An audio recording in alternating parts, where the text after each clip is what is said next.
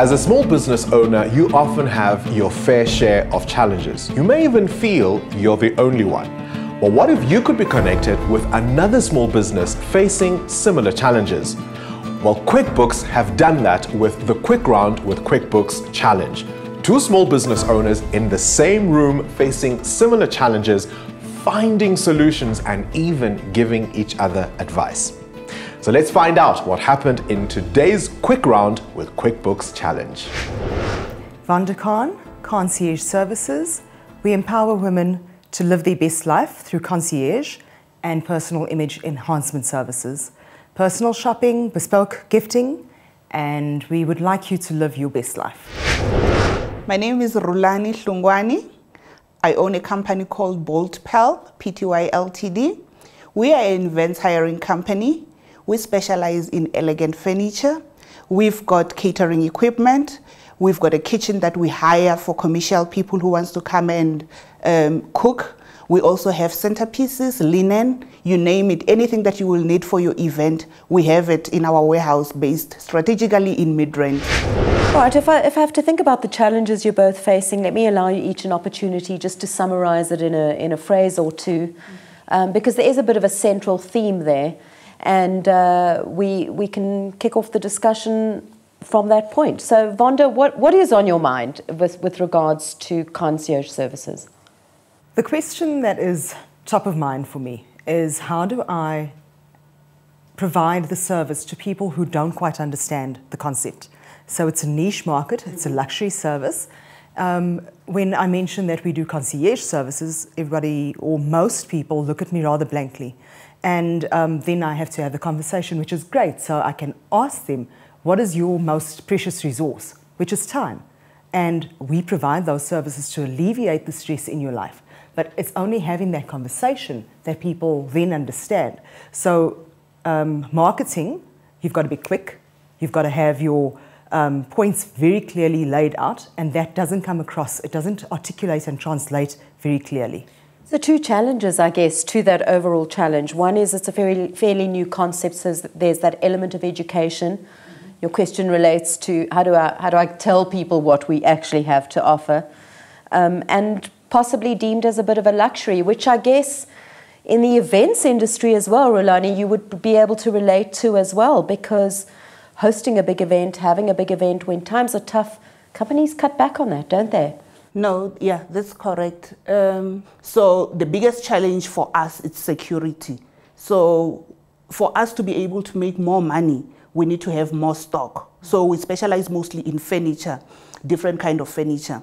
So theft is the biggest problem in our industry, because what normally happens is we give our clients an opportunity to decide whether they want to hire the stock, come and collect, or we can deliver on their behalf, which gives them peace of mind, because after the event you are tired. So all you want is just to sleep. So you can tell us and say 2 o'clock, come and collect, we come and we collect. No complaints, we just do that. But then again, if we give the clients an opportunity to go and deliver, it opens a hole to the thieves, if I should call them that, to say that they can book a venue, and when we go and collect, when we come back the following day to come and collect our stock is gone. We ask the venue, normally the venue does not want to be involved between an outsourced company and the client. I guess as a layman, in terms of your space in business, my immediate response to that would be, surely there's a particular type of insurance that is tailored for your kind of business that helps you deal with that, because one isn't really ever going to stop theft, is one?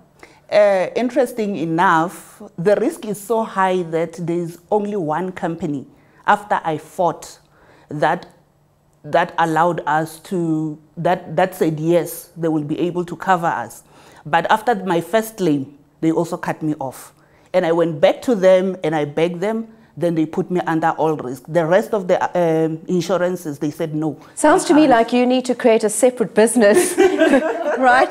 That is a team of security people that are actually in your employ. When you look at a client base, though, is there perhaps merit in saying to yourself, well, I might get more people interested on the concierge side initially, and I can cross-sell them or upsell them to the personal transformation side of things, in the same way that Rhulani spoke earlier about we might start looking at now expanding and going more into different parts of the business as opposed to purely the equipment hire. Because if I think about it from that perspective, you could then say to yourself, well, I'm probably more likely to go for, if I go for a corporate type of client who's very, very busy, works long hours, definitely looking for somebody who can plug the gap. That's a different kind of marketing, and you'll find those people perhaps in business titles and perhaps on LinkedIn more than you might find them on Facebook. Whereas you may have a homemaker who's very busy time-wise, but who probably, if you looked at social media platforms, you'll market to more through Facebook than on LinkedIn. She's not going to be on LinkedIn, or he's not going to be on LinkedIn.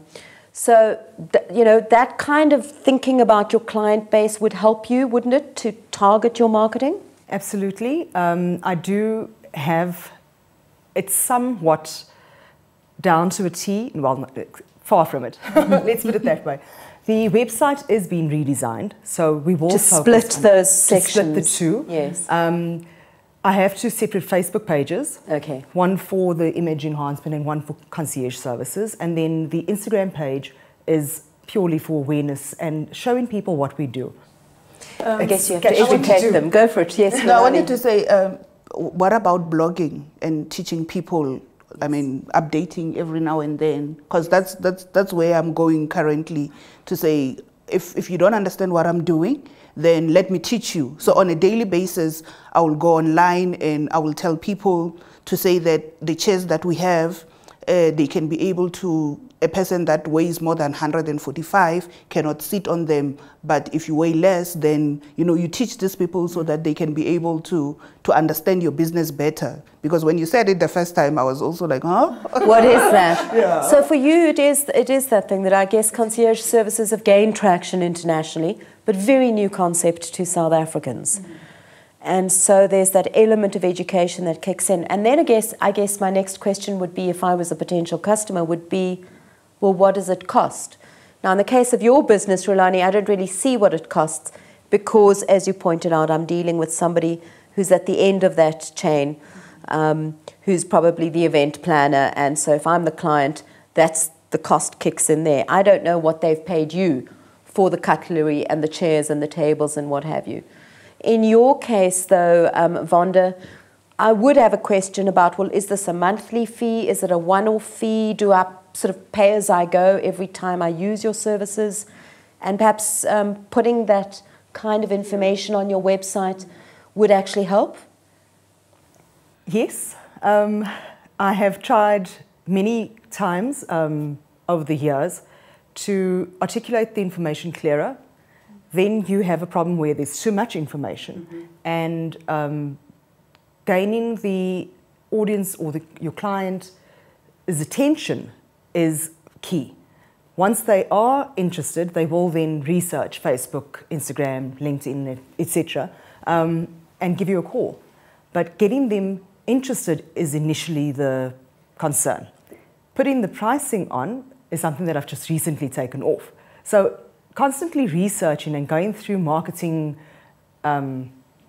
efforts, it's a game that I have to try different avenues continuously because you don't know what works and what doesn't in this new environment. What about client testimonials? I mean, wouldn't that be an area to explore? Sometimes your client who's satisfied can say more than what you could say in all kinds of marketing blurb in a much shorter time. No, I agree.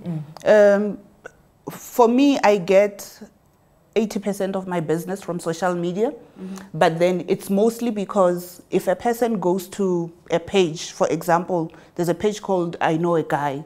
If a person says, I need Tiffany chairs, you'll find that out of the 30 comments, there's probably 4 or 5 people that have written my name to say, Rhulani, can you see this? So, yes, you are right.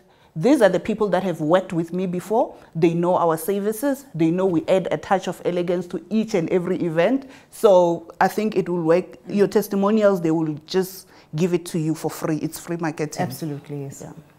Yeah, very often that is the way to go, is rely on your clients to do your marketing for you. And if you can get to that point. And it's the cheaper way of doing it. So. Right. And most authentic as well. Because you're not telling the client what they need or want.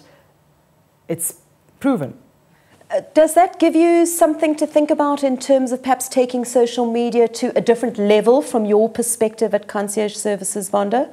From that marketing a niche service, using the social media, hearing that it's been so useful for another small business owner? Absolutely. I do know for a fact that social media and content marketing is the way to go. I have, in the recent months, been very active on it. I also do it myself. It remains more authentic that way until such time where I will need to have help. And it's still a point of getting the traffic through the door. So as much as your content marketing and your social media is great or it can be excellent, it's a product versus a service. Well, this is the thing, yes. Rhulani has a product, it's tangible, that's yes. what she deals with. Yours is a service. So I guess the only way to really have the proof in the pudding and the proof of concept, so to speak, is for a potential client to actually see the outcome yes. of what your service can deliver, which would lead us back to the client testimonials on an image enhancement level, you know, that whole sense of people being able to explain how that might have changed something in their lives. Because I would imagine that's absolutely how you're positioning. It's not just about the look, it's about, it's the whole persona and helping people in that way. The confidence to be yourself and dress the way you want to, appropriately for different situations, it's key. Otherwise, you build a personal brand that will fall flat because you're not being true to who you are. So it's inward and outward. Ladies, thanks so much. It's been an absolute pleasure hearing what your day-to-day challenges are and just seeing you share some ideas. As you said, marketing, marketing, marketing, the way to go. That brings us to the end of this edition of the Quick Round with QuickBooks Challenge. You heard it from Vonda and Rhulani, marketing, marketing, marketing. Even more important in a tough economic environment where you might be dealing with something that is deemed to be more of a luxury, something people want as opposed to need. And I guess you have to convince them that it's something they need and not just want.